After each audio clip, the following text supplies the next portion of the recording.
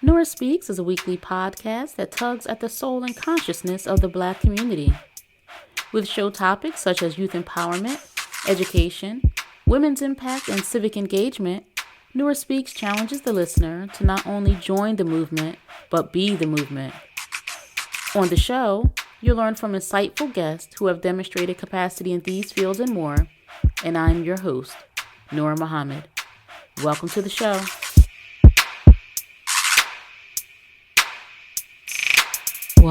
Welcome to another episode of Nora Speaks, and I am your host, Nora Muhammad. I am glad that you are with me for another episode. This podcast is one that is fully intended to edify and inform our community. This podcast is to be of service to our community. And I know that there is so much content and content creators who are vying for our attention, for your attention. So the time that you give to listen in to what it is that I'm sharing, I am just very, very grateful. I pray to really make an impact.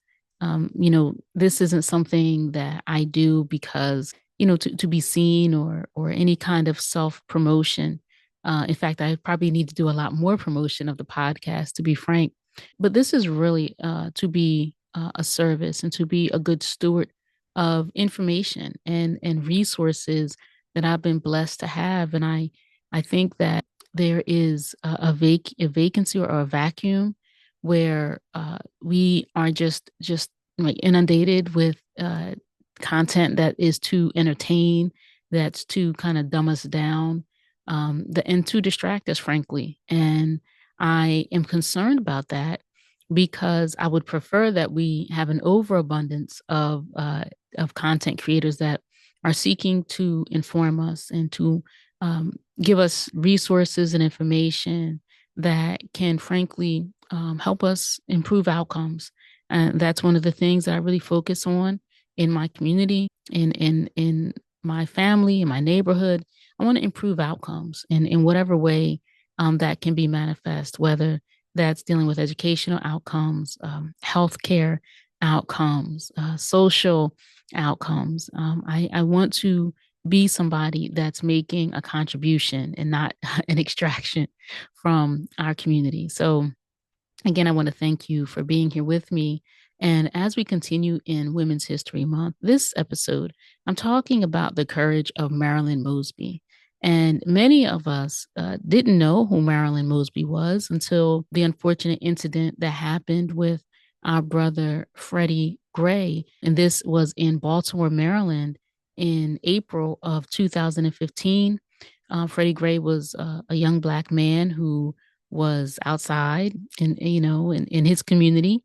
And he made eye contact with a law enforcement officer. Next thing he knew, he was being thrown in the back of what we could consider a paddy wagon or a police vehicle, a truck. Some describe it as a cage. And he was thrown in the back of this vehicle head first. His hands were handcuffed, his feet were shackled, and he was not secured in the back of this vehicle.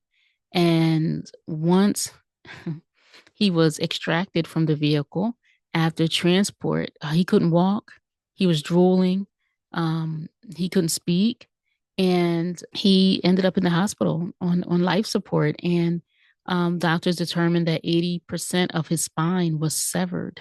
And unfortunately, he passed away. And we lost that brother. There was a funeral, and there was community outrage that ultimately led to people taking their outrage to the streets. And there was property destruction and quite a bit of chaos. And subsequent to this young man's death, the state's attorney, in this case, Baltimore City State's attorney, was Marilyn Mosby. This occurred, I believe, just 5 months after she took that office. And she, in reviewing the facts as she saw them to be, she thought and believed that those 6 officers who were involved in his detention should be charged criminally. And she prosecuted the case against them.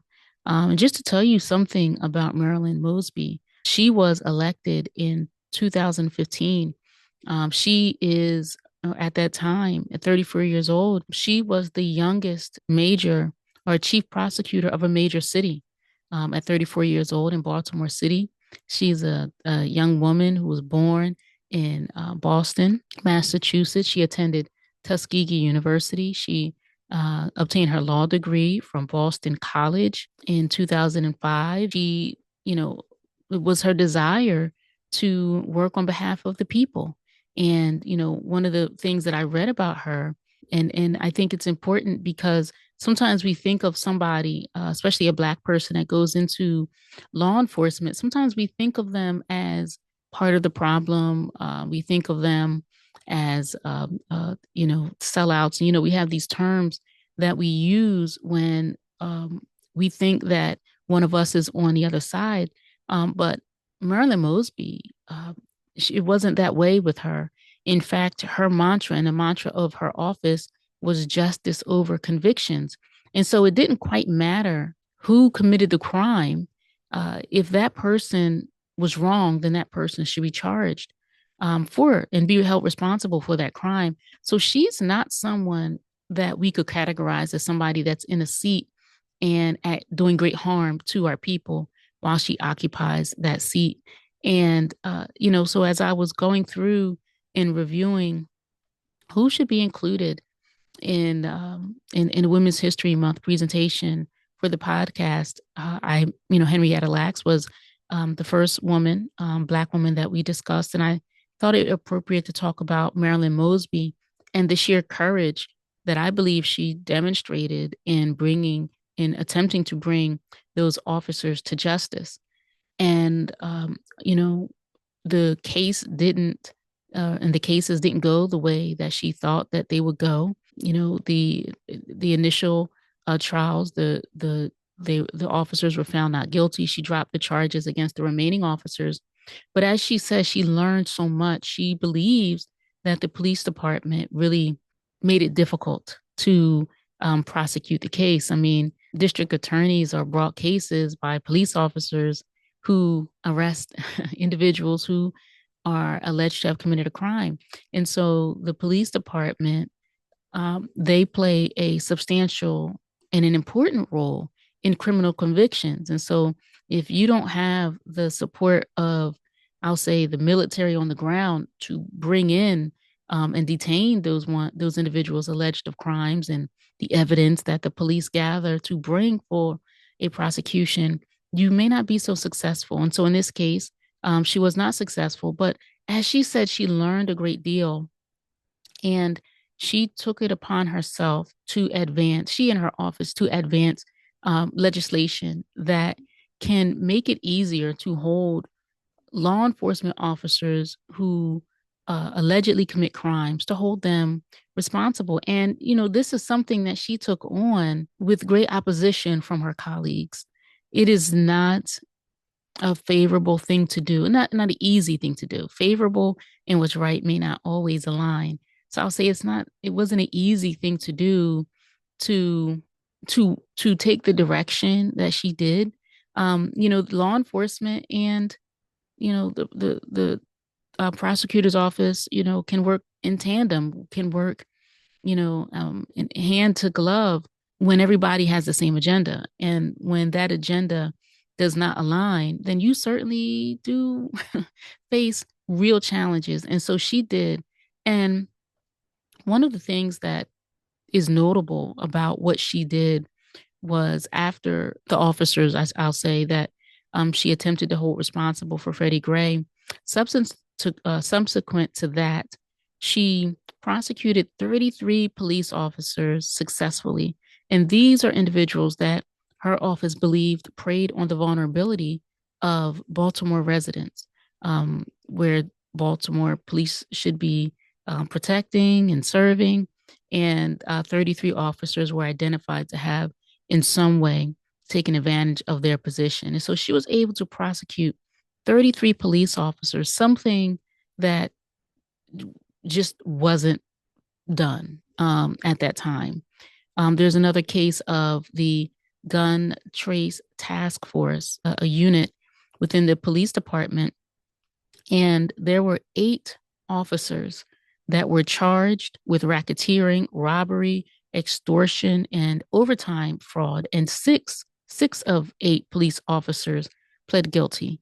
And this is the largest police corruption in the country, with officers planting guns and drugs on citizens. And these events happened over decades. And from this, unfortunately, or fortunately for some, 800 convictions had to be overturned or vacated, rather, because of the involvement of rogue police officers. 800 convictions had to be vacated. And so you just recognize the importance of having law enforcement officers act with justice at all times, because the citizens are very vulnerable to people who are in positions of power and authority, and it takes a great deal of heart and courage, and integrity to prosecute individuals regardless of their position. I believe in telling the truth regardless of circumstances, right? That's what we should do. And in this case, we have a woman who is a prosecutor who prosecuted the offender regardless of position, regardless of their status, regardless of power. And that's who we should want, or the kind of person that we should desire to be in such a prominent position as state's attorney. Something else that Marilyn Mosby's office did that I think is really remarkable is, because of her efforts, because of her the reforms that she initiated, then there were cases of individuals who were convicted who maintained their innocence, and they were able to go back and look at prior cases of individuals who had been found guilty, and a lot of people who served a lot of time were able to be exonerated. There were 13 men who served a total of 300 years behind bars, and they were found to be innocent of the crimes that they were arrested, prosecuted, and imprisoned for. And so you think about, if you're that person that was exonerated, or if you're the son or daughter or mother or father of that one, then you would be grateful to have someone take on such a monumental reform, to take on such at-risk behavior, because, not only are police officers very important and vital to making sure that we're safe because of who they are and what they know, when they are rogue and when they are involved in criminality, it can be also very dangerous. And so I just think that this woman, Marilyn Mosby, who really put her life and the life of her family and those close to her on the line, because she certainly did receive death threats. She was threatened. Her husband was threatened. Uh, Letters, notes, calls were placed threatening her. Some threats said, and when it happens, the police will not respond. So there, she really put herself in jeopardy in her desire to establish justice, in her desire to establish equity for everybody. And so Marilyn Mosby is somebody that I think should be saluted and known in this Women's History Month. And so there can be a cost, there can be a penalty to doing right. And so when you do right, we do it knowing that our safety, our livelihood, our comfort can be at risk and can be put in jeopardy. And so, I don't know if, listener, you're a religious person, but it means so much to have a deep faith. One of my favorite sermons of Dr. King is the sermon called "But If Not," and I've shared it, at least excerpts of it, on the podcast before, because he talks about, doing right for the sake of doing right, in spite of the great threat to your peace, to your comfort, to your protection, and possibly to your life. And so I believe that Marilyn Mosby walked with great courage. She continues to walk with great courage and a great deal of faith. And I'm grateful that there are individuals like her, as I'm sure those men, 13 men who were convicted, and yet were innocent, who, were exonerated. I'm sure they too are grateful that this is a woman who walked by faith, seeking to do justice by all.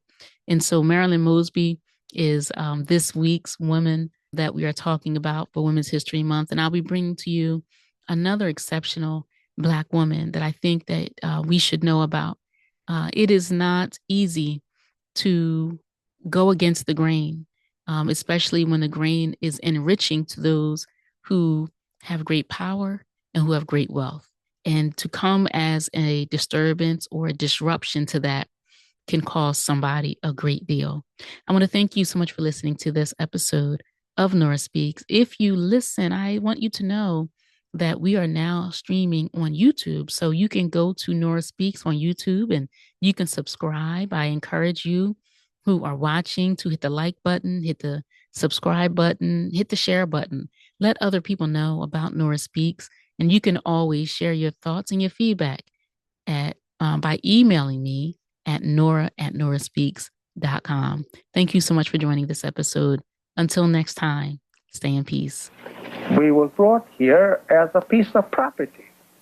And to keep that piece of property, it is to not allow the property to know the value of the property.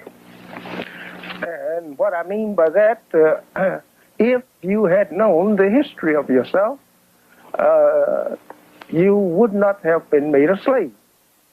And you won't be a slave now if you have a knowledge of yourself.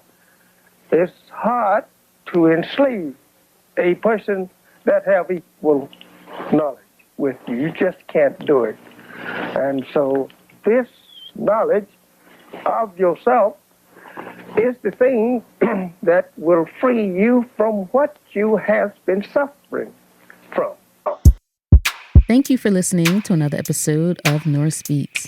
Look out for a new episode coming at you fresh next week.